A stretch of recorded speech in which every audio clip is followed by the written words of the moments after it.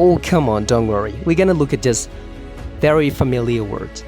A word that you use a lot. It's quite popular. And then lastly, it just spelled R-E-A-D. It is used as verb. That's what is popular for.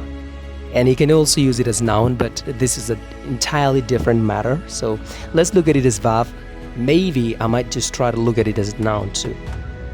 R-E-A-D, read. Read book, read newspaper, read journals, read articles, yes, and more, right? Read news and on radio or on TV and more. But once it is past, we say read. We pronounce it the same or just in the same way as the color red. Read. And also you can say I have had a good read to mean now.